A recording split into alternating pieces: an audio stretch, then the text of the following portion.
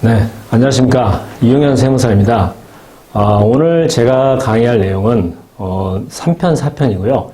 양도소득세와 취득세 그리고 종합부동산세 내용을 강의를 하도록 하겠습니다. 많은 관심을 보여주시기 바랍니다.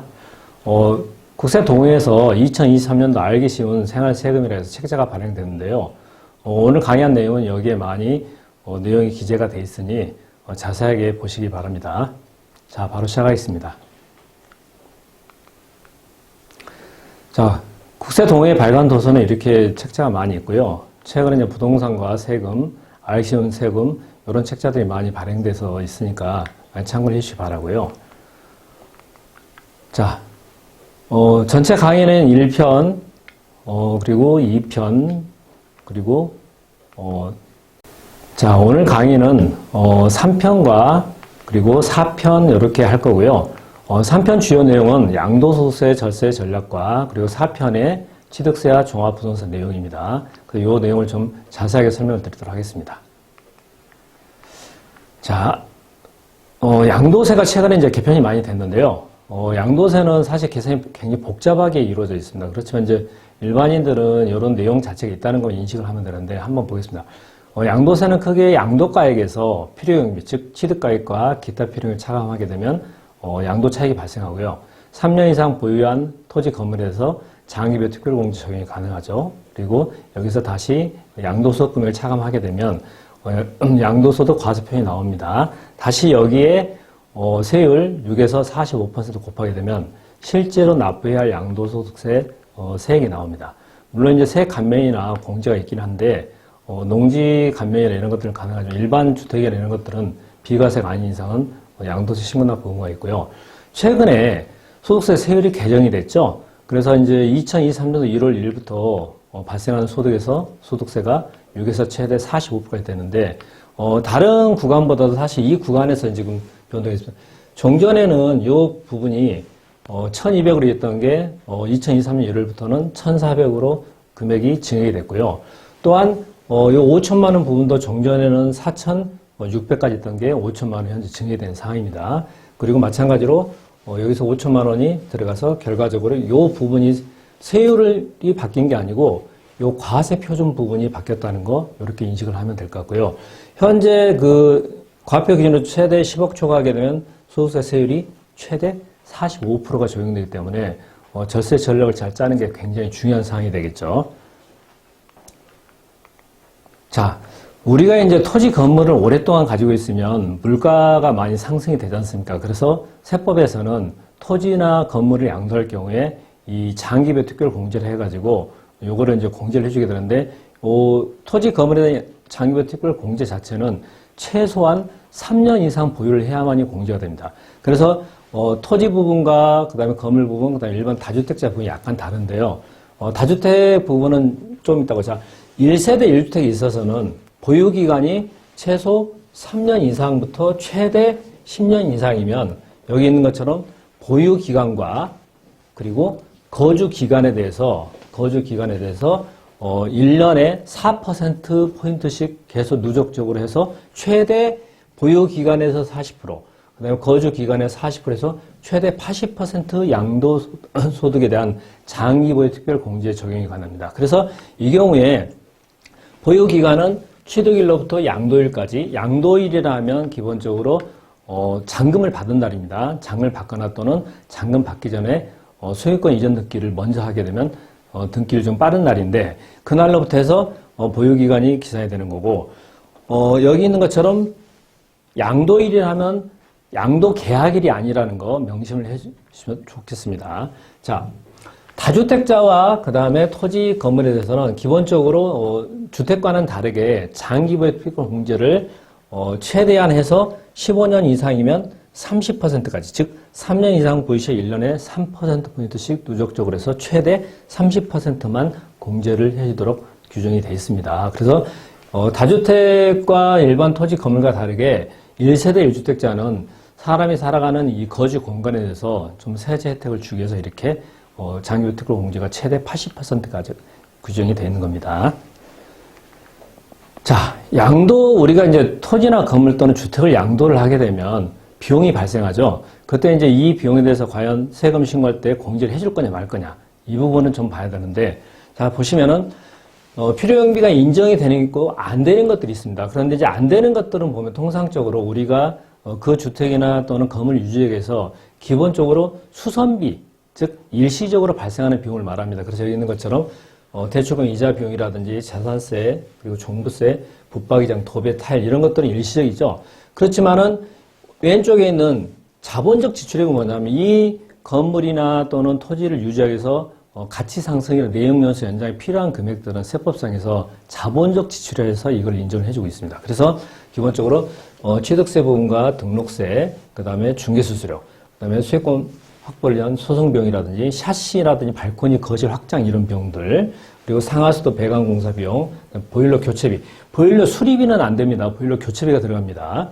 자, 그리고 냉난방 교체 비용, 그 다음에 신고 수수료, 그 다음에 공사비관 입금비 이런 것들은 다 되는데, 이게 이제 그 종전에는 자본적 지출이 인정되는 대상 자체가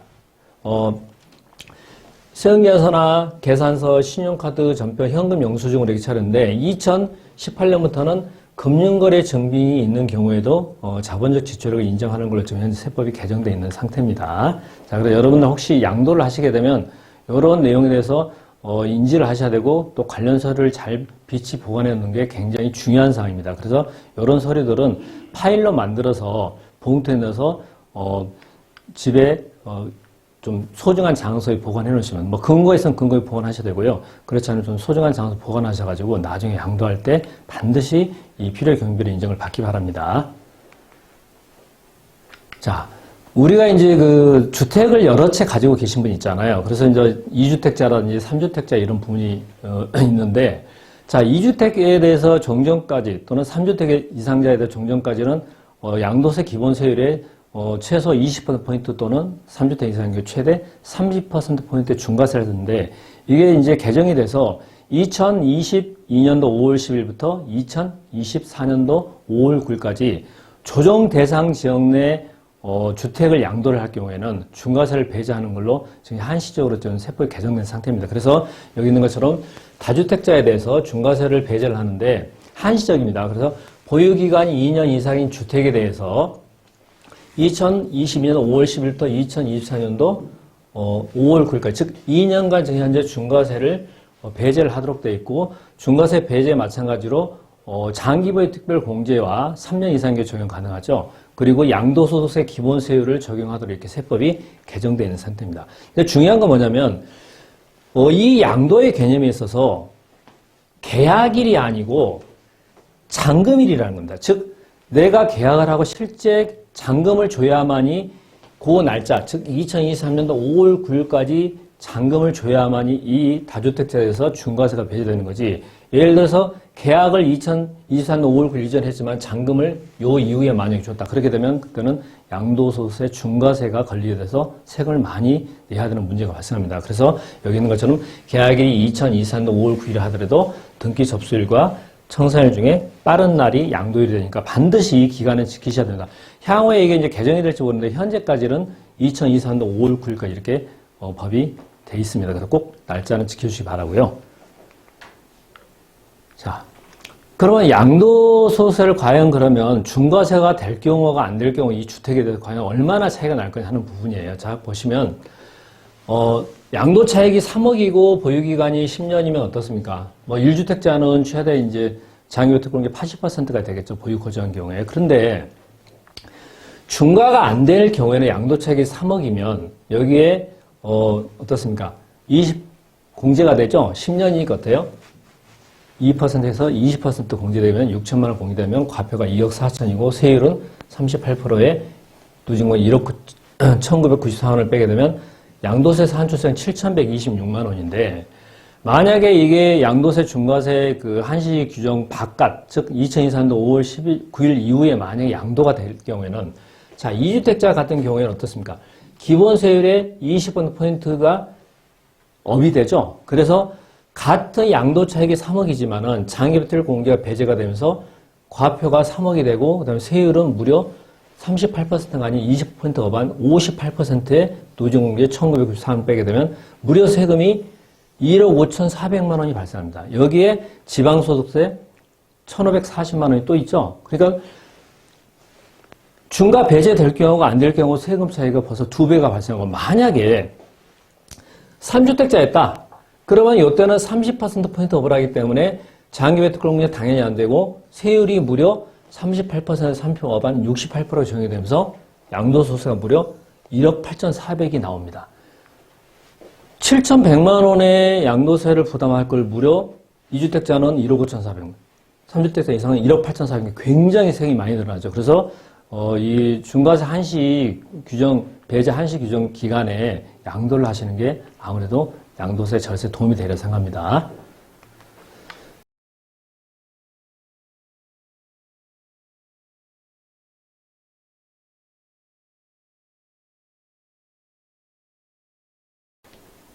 그러면 양도소득세를 그럼 우리가 주택을 팔면 무조건 내야 되냐? 그건 아니고요. 양도소득세가 비과세가 되기 위해서는 세법의 규정이 딱 정해져 있죠. 그래서 그 요건을 충족해야만이 비과세 되는데, 그 요건 한번 보도록 하겠습니다. 자, 거주자이어야 되고, 그 다음에 1세대여야 돼. 즉, 거주자 본인과 배우자, 자녀가 세대를 이뤄야 되고, 양도일 현재 국내에 1주택을 2년 이상 보유한 경우에 비과세인데, 그런데 그렇지만은 그러면 20억짜리 팔아도 다 비과세, 12억짜리 비과세, 그건 아니고요. 실지 양도가액이 12억 원 이하의 양도차익은 비과세인데, 중요한 건 뭐냐면 바로 요 점입니다. 조정 대상 지역 지정한 후에 취득한 주택자, 조정 대상 지역은 2017년도 8월 3일부터 지정이 되는데, 그 이후에 조정 대상 지역 내에 있는 주택을 취득하면 반드시 조정 대상 지역이 풀렸다 하더라도 2년 거주 요건은 필수 요건입니다. 그러니까 보통 이제 조정 대상이 풀리게 되면, 이게 조정 대상 지역이 아니니까 거주 안 해도 되는구나, 그런 게 아니고요. 내가 주택을 취득한 당시에 이미 조정 대상 지역으로 만약에 지정이 된 상태라면 그 이후에 조정 대상 지역이 풀려도 반드시 2년 이상 거주 요건은 의무적으로 이거 채워야만이 양도소득세 비과세 된다는 거 꼭 기억을 해주시고요. 자, 그래서 여기 있는 것처럼 취득 시에 조정 대상 지역인 경우는 양도시 해제되더라도 취득 당시 요건 충족을 반드시 해야 됩니다. 그래서 굉장히 중요한 사항이고요.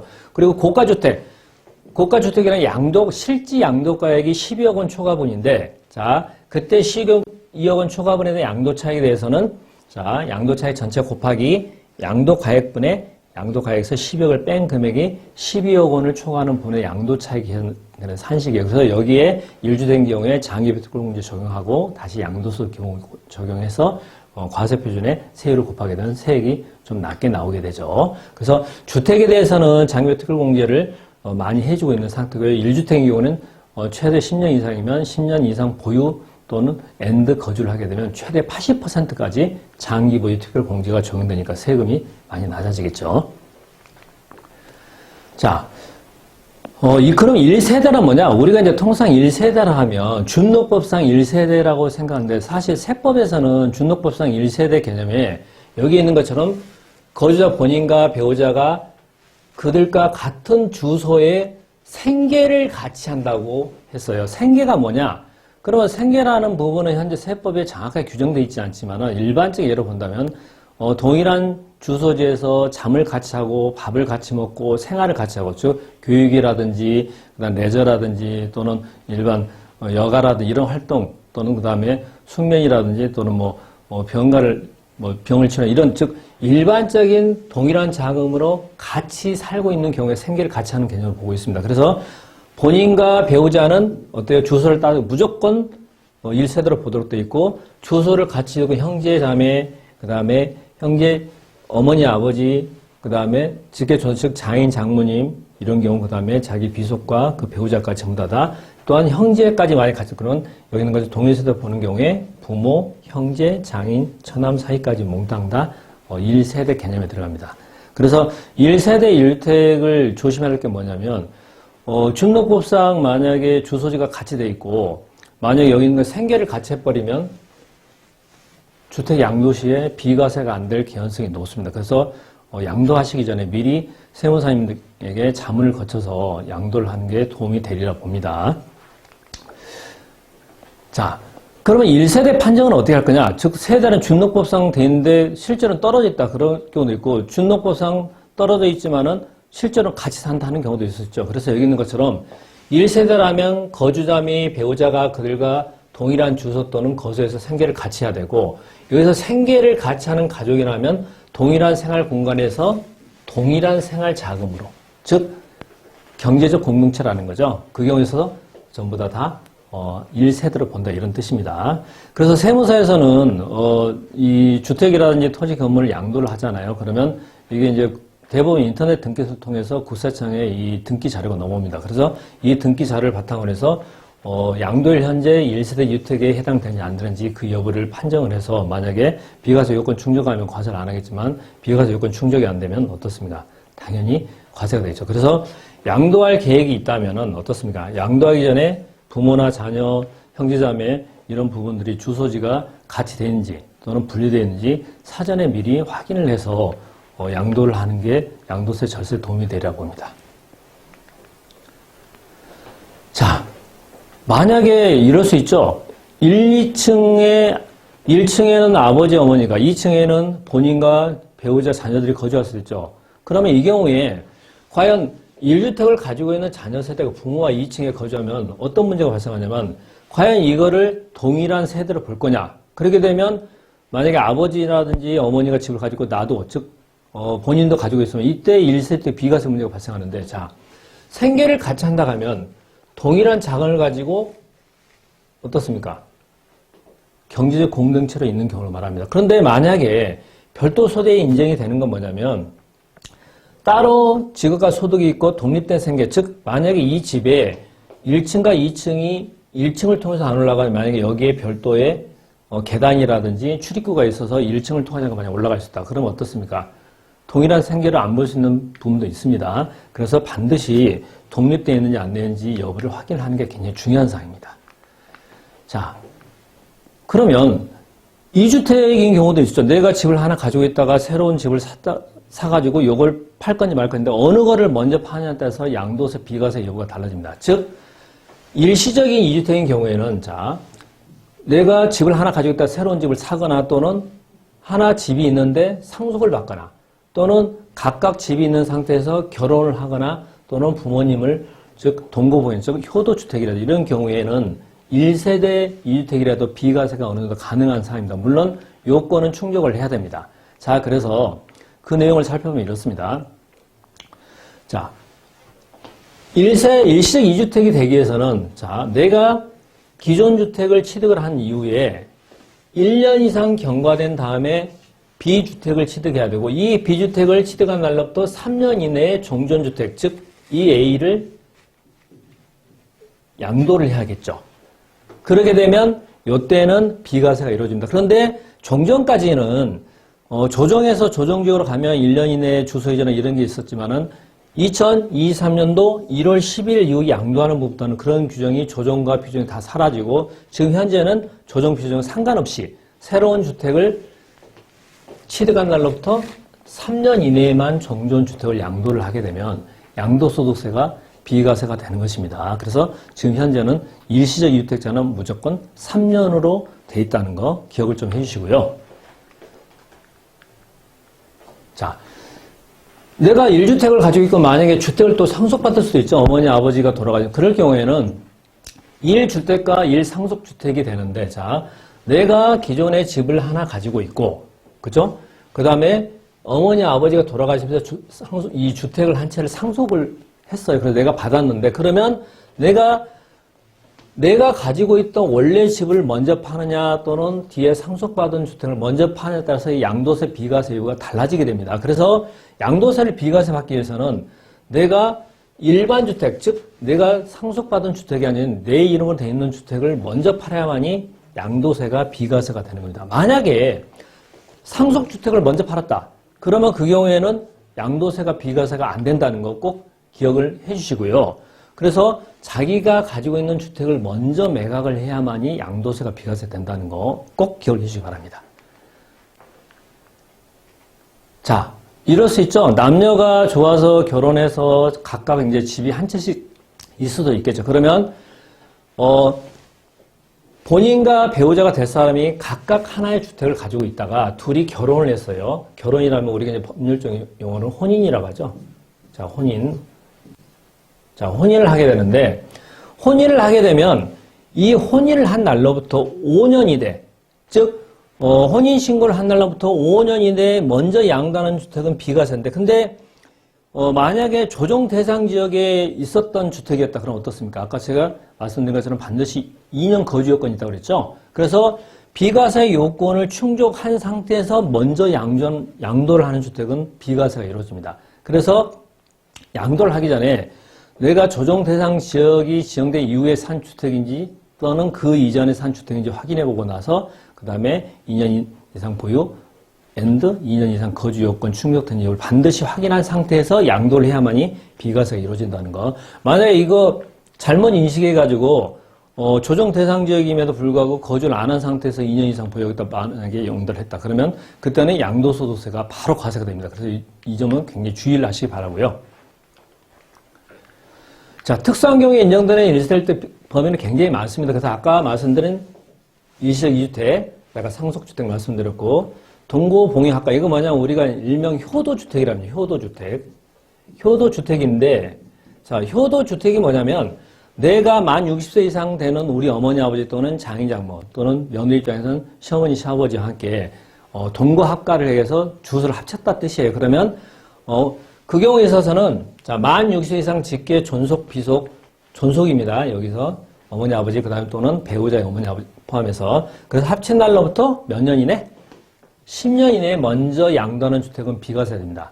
물론 이 경우에 있어서도 양도하는 주택이 비과세 요건 2년 이상 보유, 그 다음에 2017년 8월 3일 이후에 취득한 주택은 거주 요건까지 충족한 상태에 양도가 돼야 한다는 거 기억을 해주시고요.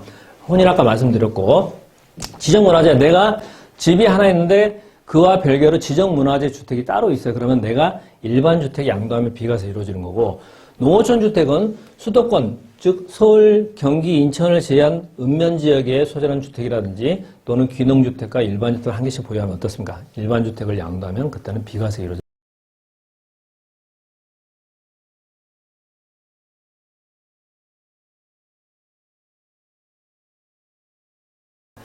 우리가 이제 분양권하고 조합원 입주권을 자꾸 이제 혼동해 쓰는데 분양권과 조합원 입주권 다릅니다. 즉 분양권이라면 우리가 통상적으로 아파트를 말하는데 아파트 우리가 이제 청약하잖아요. 그 청약할 때 주로 하는 게 바로 이 분양권이고요. 그래서 건설회사라든지 시행사가 일반인을 상대로 분양권 권리에서 하는 그 아파트 청약권이 분양권이 되는 거고.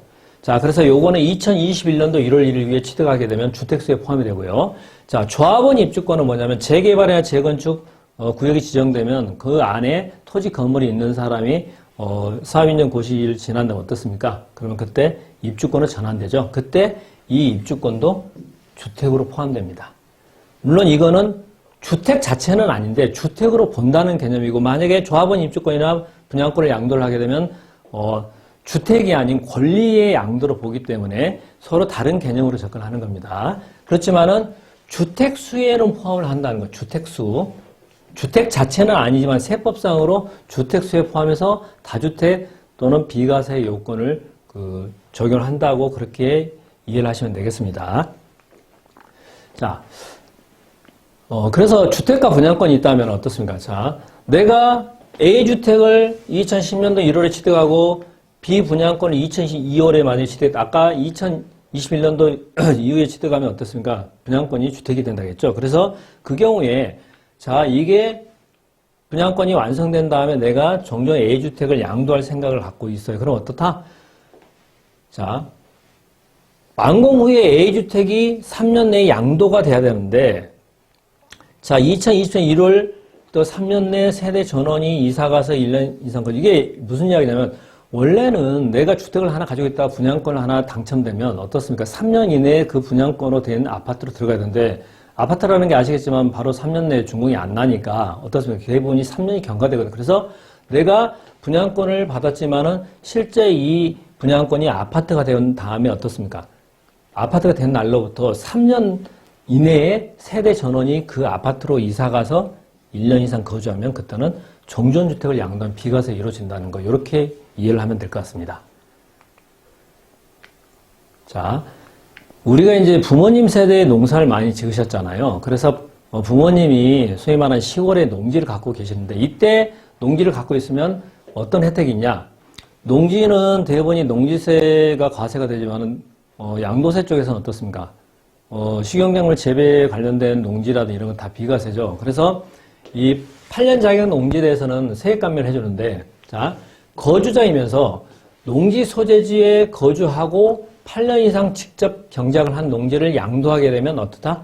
1년에 1억 원까지, 5년 동안 최대 2억 원까지 양도세 감면을 해주고 있고요. 그래서 여기 있는 것처럼, 거주라는 의미가, 농지 소재지 거주라는 의미는 농지 소재지에 바로 거주를 하거나 농지 소재지로 연접을 하거나 또는 농지 소재지로 직선거리로 30km 이내에 거주를 한 경우에는 농지 소재에 거주한 걸로 봅니다. 그래서 여기 있는 것처럼 다만 이제 조심할 점 이 부분이죠.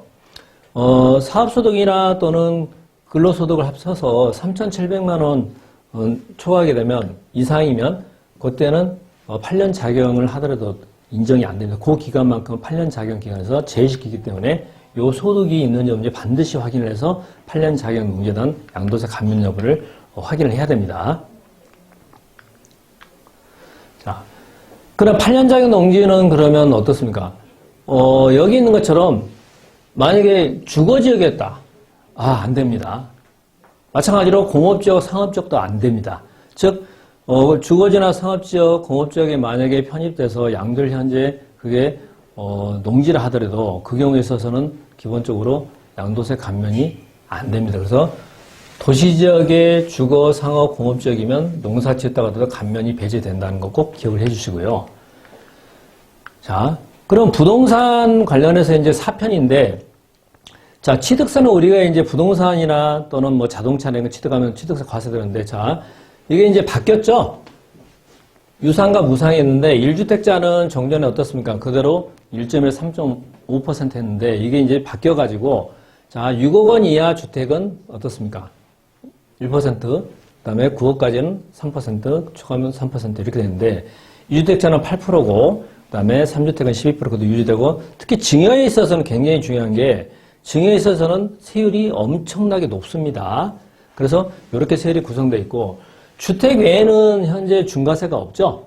주택 외에는 일반적인 취득세 세율이 그대로 현재 적용이 되고 있고, 우리가 상속의 경우에 있어서 어떻습니까?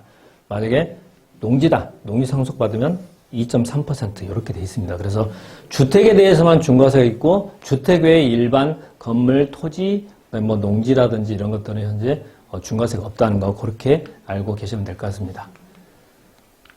자, 그럼 개인이 유상 취득을 하면 어떠냐? 지금 현재 이게 개편된 건 아니에요. 개편 진행 중인데, 자, 2022년도 12월 21일 이후에 취득을 하게 되면 소급해서 적용을 할 예정인데, 현행으로는 이렇게 취득세가 중과세가 돼 있는 거를 이렇게 지금 현재 바꾸겠다고 지금 안이 나와 있는 상태입니다. 현재 개정된 건 아닌데, 그래서 만약에 조정 대상 지역이다. 그러면 2주택까지는 3%까지, 3주택은 6%, 그 다음에 4주 이상 6% 이렇게. 즉, 옛날에 중과세 되던 거를 다시 환원시켜서 일반 세율로 그렇게 대부분이 과세하겠다는 게 취득세 개편 아니고 현재까지는 아직 개정된 건 아닙니다. 향후에 개편될 경우에 그 내용을 확인해 보시면 될 것 같고요. 자, 그러면 주택 증여할 때 취득세 과표가 이제 한 가지 문제인데, 이게 이제 지방세법이 2021년도에 개정돼서 지방세 취득세 신고할 때 기본적으로 주택에 대해서는 개별 주택 가격이나 또는 공동주택 가격을 취득세 과표를 했는데, 이게 개정돼서 2023년 1월 1일 이후 취득하는 부분에서는 상속 또는 증여에 있어서 세무서에 신고한 가액으로 지방세 취득세를 매기는 걸로 현재 바뀌었습니다. 그래서 보시면 2022년 12월 3일 이전에 증여를 하게 되면, 자, 공동주택 가격이나 개별주택 가격을 하고 세율은 3.5%로 과세하는데, 물론 이제 증여는 따로 보겠지만은, 그런데 만약에 예를 든다면, 자, 시가가 6억짜리고 주택 공시가격이 4억짜리인데 2022년도 12월 3일 이전에 증여하게 되면 어떻습니까? 취득세 과표가 이게 아니고 요게 들어가겠죠? 그래서 과표가 3.5%짜리인데 물론 중과세율은 12%짜리 이게 개정될 거예요. 그런데 3.5%짜리면 1,400이고 12%면 4,800인데 문제가 2023년도 1월 1일 이후 증여부터는 시가 인정이 이 개별 주택 공시가격이 아니고 바로 이 시가로에서 만약에 세무서에 신고된 가격이 있다 하게 되면 요 금액으로 해서 취득세를 매긴다는 이야기입니다. 그래서 이렇게 하게 되면 이게 이제 일반 증여로 만약에 했을 경우에 3.5%면 2,100만 원의 그 취득세가 발생하는데 만약에 중과세를 적용되면 무려 7,200만 원의 취득세가 나온다는 겁니다. 그러면 여기보다도 약 1.8배 정도 더 많이 나오죠. 그래서 증여를 함에 있어서는 주택은 공시가격으로 할지 또는 세무서에 신고한 가격을 할지 그 여부를 결정해야 돼. 만약에 그 가격이 불투명하게 되면 감정을 하는 방안도 생각해 볼 수도 있습니다. 자, 부당의 계산분이 뭐냐면 이런 거죠. 일반인이 자기 부모님과 만약에 아파트나 주택을 많이 거래할 경우에 좀 싸게 거래할 수도 있잖아요. 그래서 그거를 세법적으로 싸게 거래한 거를 부당행위라 합니다. 그래서 세법에서는 거래는 맞다. 그렇지만 세금은 내라 이런 뜻이에요. 그게 바로 부당행위인데 자, 시가 10억짜리를 주택 공시가격이 7억이에요. 그러니까 한 3억 정도 공시가격이 낮죠. 그 상태에서 얼마에 팔 거냐면 7억 5천에 팔 거예요. 그러니까 30% 안쪽으로 팔 건데 자, 그래서 자녀가 별도로 써야 되는데 자, 2022년도 이전에 만약에 주게 되면 말 그대로 자녀한테 7억 5천에 판 게 취득세 과표가 그대로 이루어집니다. 그런데 2023년 1월 1일 이후부터는 이게 공시가격으로 이 가격이 아니 이게 지금 매매 가격은 맞지만 세법상의 시가는 현재 10억이거든요. 그래서 요 10억을 끌고 와서 이렇게 해서 여기에 취득세 과표로 삼는다는 겁니다. 그렇게 되면 취득세가 1,500으로 했던 게 무려 3천만 원으로 배로 뜁니다. 그래서 주택을 또는 다른 부동산을 증여할 때 시가 표준액이 종전에 적용됐지만 2023년도 1월 1일 증여분부터는 시가 표준액이 아닌 국세청에 또는 세무서에 신고된 가액으로 결정한다는 거. 그래서 이 점을 꼭 이해를 하시기 바라고요. 자, 지금 현재 취득세 부분이 개정 중에 있긴 하지만 개정된 건 아니에요. 그래서 조정 대상 지역에 소재하고 공시가 3억 원 이상이고 그럴 경우에는 어떻다? 증여에 따른 취득세 무려 12% 적용이 되니까 어떻습니까? 이 경우에는 증여하는 것을 굉장히 심사숙고를 해야겠죠. 그렇지만은 증여자가 1세대 1주택에 해당되고 수종자가 뭐 다른 주택이 있든 그건 다 무시하고 증여자 기능 1세대 1주택이면 어떻습니까? 그냥 12%를 적용 안 하고 그냥 일반적인 증여에 따른 취득세율을 적용한다는 거. 이게 예상입니다. 그래서 여기 해당되시는 분들은 주택 또는 아파트 가격이 비싼 경우에 향후에 상속세 절세를 위해서라도 미리 증여를 할 수도 있겠죠. 그래서 그때는 중과세를 적용이 안 된다는 거. 자, 그래서 그러면 우리가 이제 주택이나 이런 것들 갖고 있으면 재산세라든지 종부세가 과세가 되는데 특히 주택분 종부세가 굉장히 많이 올랐었죠. 근데 이제 작년에 개정이 됐는데 자, 재산세와 종부세는 과세 기준일이 매년 6월 1일입니다. 그러니까 6월 1일 현재 소유하고 있는 사람 앞으로 과세하는데 재산세는 어때요? 주택분 재산세는 7월과 9월에 과세되고 그다음에 주택분 종합부동산세는 12월에 과세가 되죠. 그때 파는 사람 입장에서는 과세 기준일 전에 즉 6월 1일 이전에 잔금을 받고 넘기는 게 좋고 사는 쪽의 입장에서는 과세 기준일 이후에 취득하는 게 재산세나 종부세, 절세에 도움이 되겠죠. 그래서 매년 6월 1일이 굉장히 중요하다는 거 꼭 기억을 해주시기 바랍니다. 자, 종부세가 지금 현재 세율이 개편됐습니다. 작년 연말에 개편되면서 자, 세율이 종전까지는 조정 대상 지역의 2주택자나 3주택자는 굉장히 높은 세율로 적용이 되다가 지금은 개편돼서 이렇게 바뀐 상태입니다. 그래서 주택 수는 상관이 없고 상관없습니다. 주택 수에 따른 가액 있죠. 그러니까 한 사람이 여러 주택을 가지면 그거 전체 합쳐가지고 9억 원을 초과한다. 1주택 또는 1주택자는 10억 원 초과한다. 그때 과세가 되는데 현재 2주택 이하자와 3주택 이상으로 이렇게 바뀐 상태입니다. 그래서 2주택 이하자는 3억 원 이하면 0.5%에서 최대 94억 초과하면 2.7%로 옛날에 비해서는 많이 낮아진 상태죠. 3주택 이상도 마찬가지로 0.5%에서 최대 5%까지 이렇게 지금 낮춰진 상황입니다. 그렇지만 법인에 대해서는 현재 종부세 세율이 요걸 적용하지 않고 단일세율을 현재 적용하기 때문에 법인으로 갖고 계신 분들은 매각이라든지 또는 어떤 방안을 좀 강구를 해볼 필요가 있습니다. 자, 종부세 계산은 이렇게 됩니다. 개인 또는 법인별 주택 공시가격, 즉 아파트는 공동주택 가격, 그다음에 단독주택, 개별주택을 합쳐서 거기서 9억 원을 차감합니다. 그렇지만 1주택자는 12억 원을 차감하고 그다음에 공제 초과금이 나오면 여기에 공정시장가액 비율이 2022년에는 60%인데 올해 2023년에는 80%로 다시 원상태로 한다고 그럽니다. 거기에 곱하면 과표가 나오고 여기에 세율 기본 0.5에서 2.7%, 30대 이상부터는 0.5% 곱한 다음에 종부세가 나오겠죠. 그럼 여기서 9억이나 여기 9억 있죠? 9억이나 1주택자의 12억 초과분에 대한 재산세는 공제를 해줍니다. 이중과세 적용을 배제하기 위해서. 그래서 산출세 나오면 여기에 1주택자에 대해서 고령자 또는 장기보유 공제를 한 다음에 세부담 상한이 현재 150%로 다 바뀐 상태. 옛날에는 300%까지 됐는데 지금 바뀌었어요. 150% 적용해서 납부할 세액이 나올 때 그러면 여기에 20%의 농어촌 특별세가 부과가 됩니다. 그래서 종부세 고지서를 12월 달에 받아보시면 거기에 종합부동산세와 20% 농어촌 특별세가 합산돼서 과세가 되어 있고요. 종부세는 다른 직접세와 다르게 다른 소득세나 법인세 이런 상속증여세는 1,000만 원을 초과해야 분납이 가능한데 종부세는 납부할 세액이 250만 원을 초과하게 되면 분납 신청이 가능합니다. 그래서 이 종부세 분납은 무려 6개월입니다. 근데 일반 소득세나 법인세는 2개월이잖아요. 통상 그렇지만은 종합부동산세는 6개월까지 분납이 가능하다는 거. 물론 가산세는 없습니다. 자, 그래서 종합부동산세에 대해서 이제 작년에 개편된 내용이 이건데, 자, 1주택자가 세대원 포함해서 주택을 가지고 정전에 11억까지 있던 게 지금 현재 공시 가격으로 12억까지 1세일 때 비과세, 즉 종부세를 과세를 안 하는 것도 있고 10억 초과하게 되면 그때부터는 어떻습니까? 0.5에서 2.7%까지 과세를 하지만 자, 그 경우에 있어서도 고령자 세액공제와 그 다음에 장기보유자 세액공제 두 개를 합산해서 최대 몇 프로까지? 있는 것처럼 80%까지.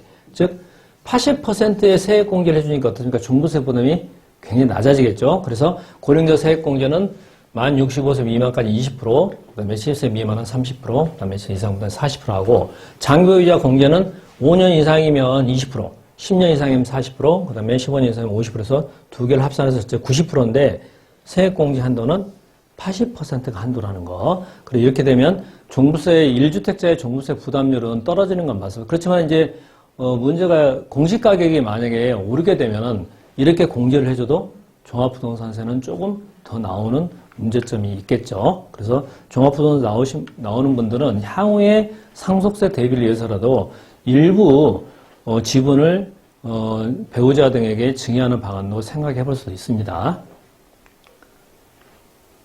자, 1주택자 이제 종부세 과세할 때 주택수에 제한하는 것들이 발생해. 뭐냐면 내 의도와 상관없이 발생하는 이 주택들이 있다는. 그래서 그 주택 중에서 하나가 바로 일시적 이주택. 아까 양도세 비과세 일시주택 이런 비과 특례에 있듯이 종부세에 대해서도 일시적 이주택이나 상속주택, 지방저가주택을 요거는 주택수에서 제외를 하는 거고요. 주택수 제외하되 요 가액은 합산합니다.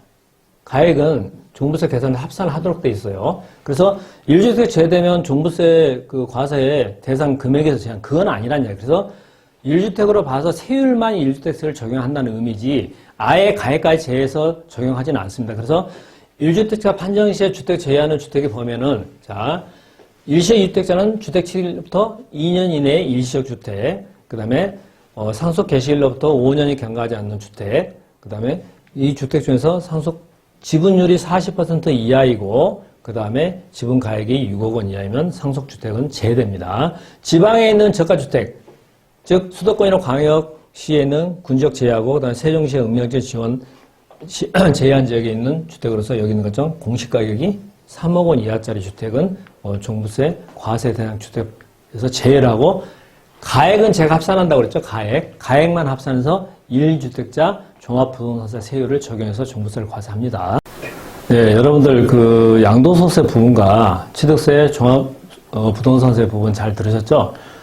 이 자료는 국세동의에서 여러분, 즉 국민들 절세를 위해서 수강하는 분들이 이제 쉽게 이해할 수 있도록 만든 생활세금 교재와 함께 실문 사례 위주로 작성된 강의용 자료입니다. 그래서 다소 오류가 있을 수 있지만은 이 자료를 바탕으로 여러분들 절세에 대한 참고 자료를 활용하시고 자세한 그 내용에 대해서는 여기 있는 것처럼 QR코드에 있는 발간 도서 보기에서 요쪽에 찍게 되면 바로 연결이 되니까 여러분들 이 부분을 많이 참작해서 여러분 그 절세를 할 수 있도록 이렇게 고려하시기 바랍니다. 오늘 강의 여기서 마치겠습니다. 고맙습니다.